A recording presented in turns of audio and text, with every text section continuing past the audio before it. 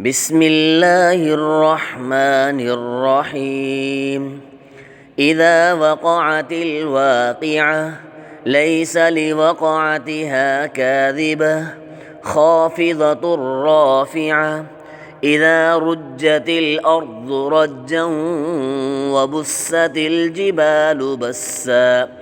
فكانت هباء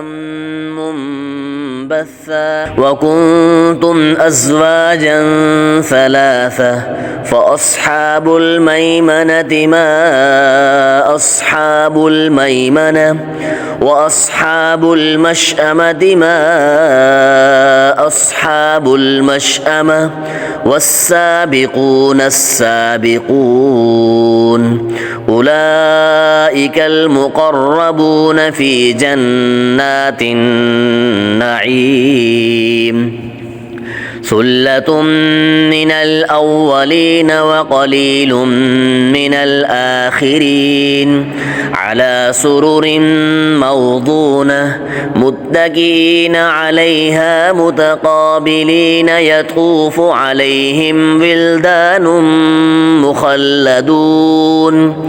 بأكواب وأباريق وكأس من معين لا يصدعون عنها ولا ينزفون وفاكهة مما يتخيرون ولحم طير مما يشتهون وحور عين كأمثال اللؤلؤ المكنون جزاء بما كانوا يعملون لا يسمعون فيها لغوا ولا تأثيما إلا قيلا سلاما سلاما وأصحاب اليمين ما أصحاب اليمين في سدر مخضود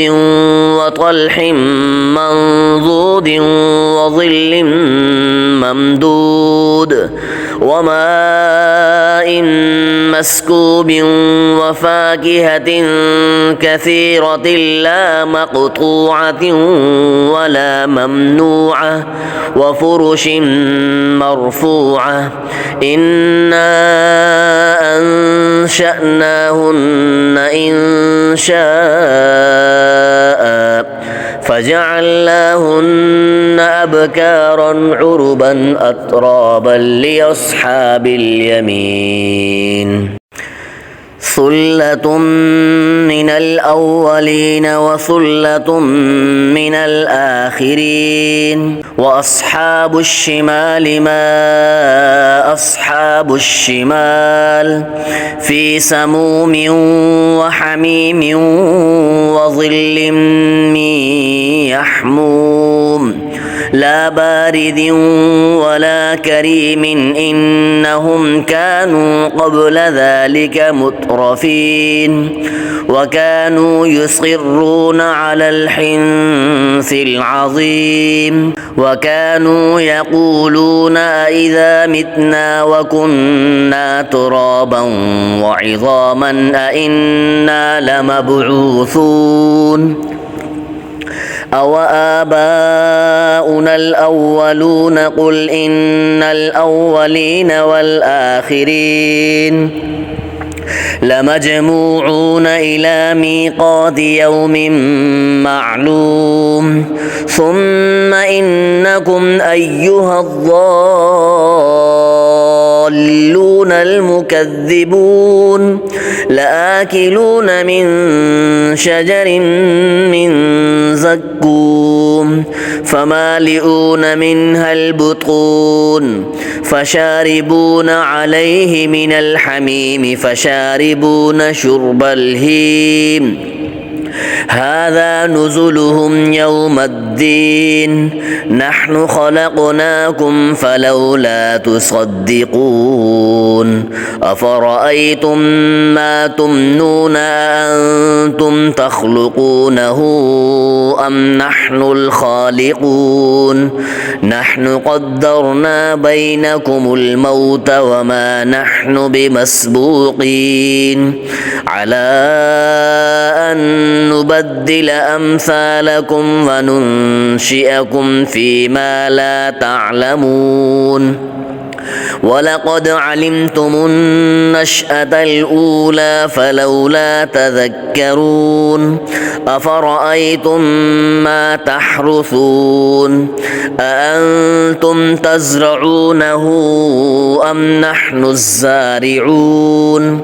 لو نشاء لجعلناه حطاما فظلتم تفكهون إنا لمغرمون بل نحن محرومون أفرأيتم الماء الذي تشربون أأنتم أنزلتموه من المزن أم نحن المنزلون لو نشاء جعلناه أجاجا فلولا تشكرون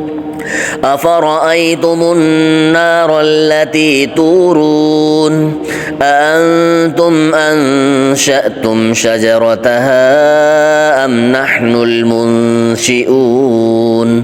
نحن جعلناها تذكرة ومتاعا للمقوين فسبح باسم ربك العظيم فلا أقسم بمواقع النجوم وإنه لقسم لو تعلمون عظيم إنه لقرآن كريم في كتاب مكنون لا يمسه إلا المطهرون تنزيل من رب العالمين أفبهذا الحديث أنتم مدهنون وتجعلون رزقكم أنكم تكذبون فلولا إذا بلغت الحلقوم وأنتم حينئذ تنظرون ونحن أقرب إليه منكم ولكن لا تبصرون فلولا إن كنتم غير مدينين ترجعونها إن كنتم صادقين